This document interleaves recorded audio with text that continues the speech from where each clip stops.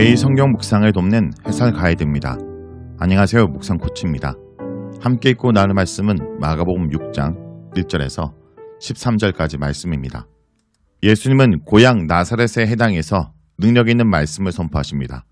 그러나 선입견에 사로잡힌 고향 사람들의 배척으로 고향에서는 많은 이적을 행하지 않으십니다. 이후 예수님은 12제자에게 능력을 주셔서 각 마을로 파송하십니다. 1절에서 3절입니다. 1절에서 3절은 고향에서 배척받으시는 내용입니다. 본문에서 예수님의 고향은 정확하게 지역명이 나와 있지 않지만 갈릴리 전체라기보다는 나사렛을 의미하는 것으로 볼 수 있습니다. 실제로 병행구절인 누가복음 4장 16절에서 30절은 이것을 분명하게 밝힙니다. 예수님은 안식일에 해당해서 가르치시기 시작했고 말씀을 들으려고 왔던 무리들은 어리둥절했습니다. 그들은 예수님께서 가르치시는 지혜와 기적을 행하시는 능력을 보고 놀랐습니다. 갈릴리와 그 주변에서 행해진 예수님의 사역은 사람들로부터 열광적인 반응을 일으켰습니다. 그러나 예수님의 고향 사람들이 보여준 반응은 이와 달랐습니다. 사람들을 놀라게 한 것은 다름 아닌 예수님의 가정 배경이 평범하다는 데 있습니다. 마태복음에서는 목수의 아들로 표현되어 있는데 마가복음은 예수님을 목수로 묘사하고 있습니다. 이 표현들로 미루어 보아 예수님은 요셉과 더불어 목수 일을 했던 것으로 보입니다. 목수라는 것을 꼭 비천한 직업으로 이해할 필요는 없습니다. 실제로 목수 일은 번창하는 지역에 건축 사업을 하기도 하며 숙련된 기술이 필요한 작업을 의미했습니다. 예수님의 고향 사람들은 예수님의 지혜와 능력에 놀라는 반응을 보이기는 했지만 그 이상은 아니었습니다. 그들은 마가복음이 보여주는 것처럼 예수님께서 하나님 나라를 이 땅에 가지고 오신 하나님의 아들이심을 깨닫지 못했을 것입니다.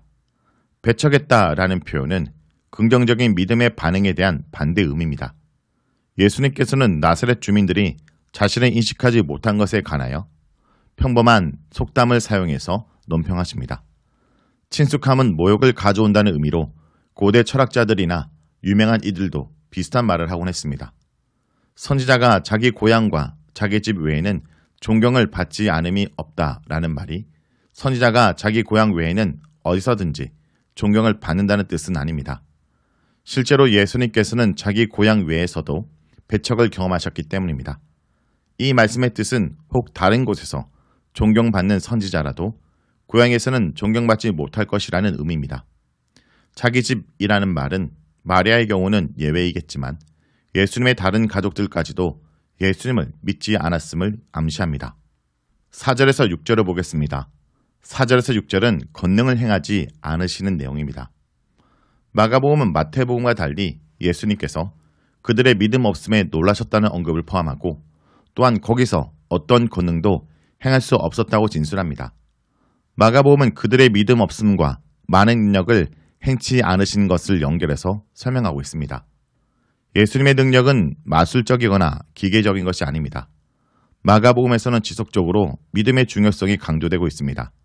따라서 예수님께서 나사렛에서 이적을 거의 행하지 않으셨다는 사실은 예수님께 병고침을 받으러 찾아온 사람이 극히 적었음을 말해주는 것인지도 모릅니다.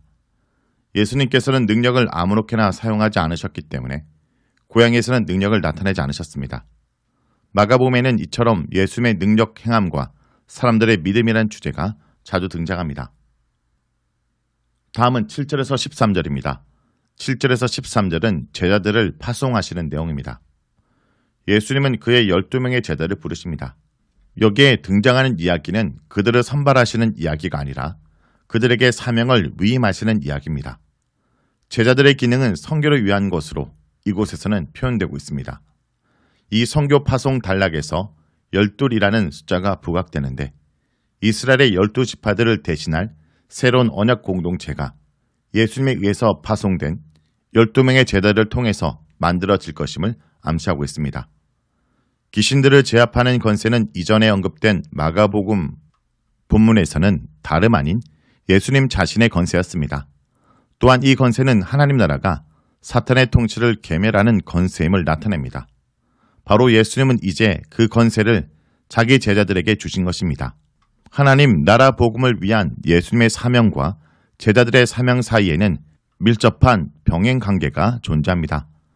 예수님께서 하나님 나라 복음으로 사탄의 통치 세력을 제압하신 것처럼 제자들이 선포하는 하나님 나라 복음을 통해서도 사탄의 통치 세력은 제압당하게 될 것입니다.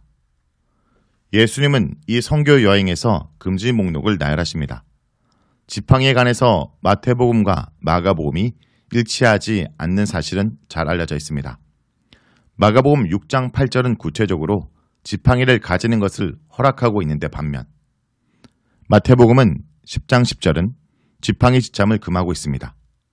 아마도 이러한 차이는 다른 동사를 가지고 있기 때문일 것입니다. 마태복음에 사용된 동사는 여행을 위해서 지팡이를 구입하는 것을 금지하는 것이고 마가복음의 동사는 이미 가지고 있는 지팡이를 그들이 여행 갈 때 가지고 가는 것을 허락하고 있는 사항으로 보입니다. 두 벌 옷이라는 표현은 아마도 여분의 옷을 말하는 것이거나 아니면 야외에서 밤을 보내야 하는 경우 신체의 보온을 위해서 필요한 것을 말하는 표현일 것입니다.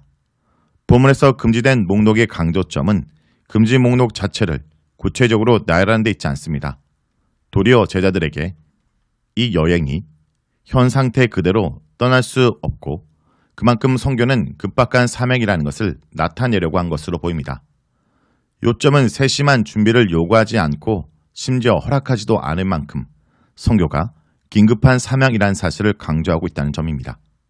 이러한 금지 명령들은 제자들에게 그들이 준비하지 않아도 다른 방법을 통해서 필요한 것들이 공급되리라는 것을 가정하게 합니다. 제자들은 그들의 필요를 채워줄 수 있는 사람을 선교지 현장에서 발견하게 됩니다.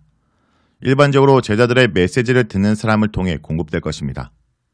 숙박 문화가 발달되어 있지 않던 기독교 초기 선교사에게서 이러한 한대에 대한 기대는 보편적인 기대였던 것 같습니다.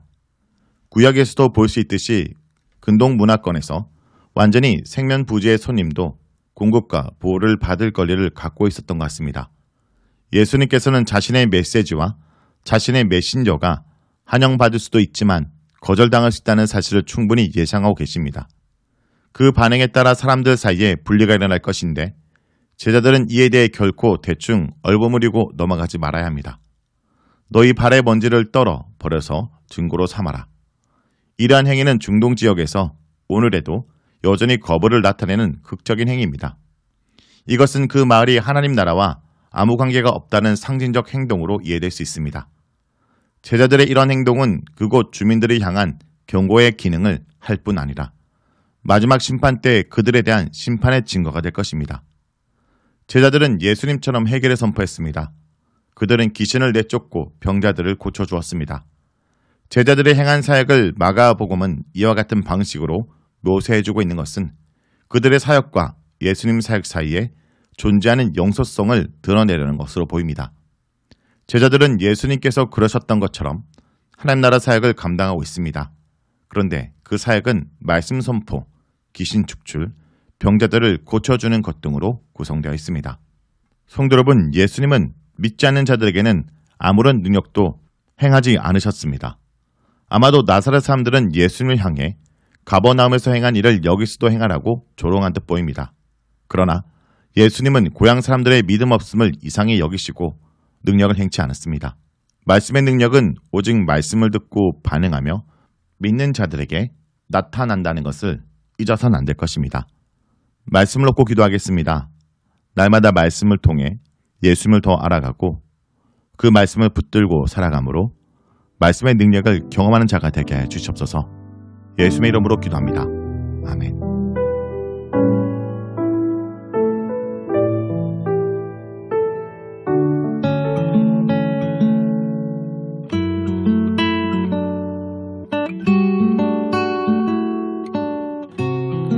주님을 닮아가는 것,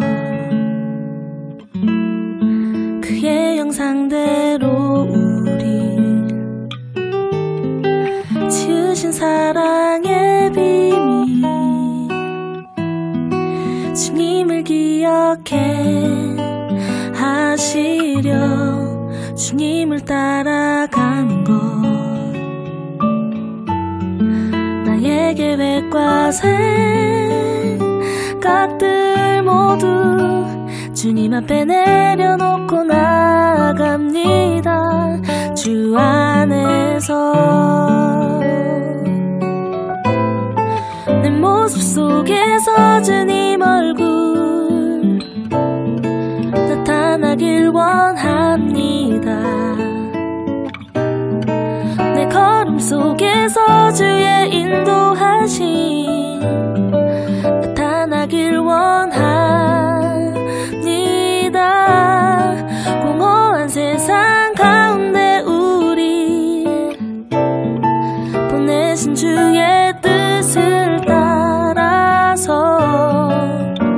사랑으로 채우기를 원하시는 주 뜻처럼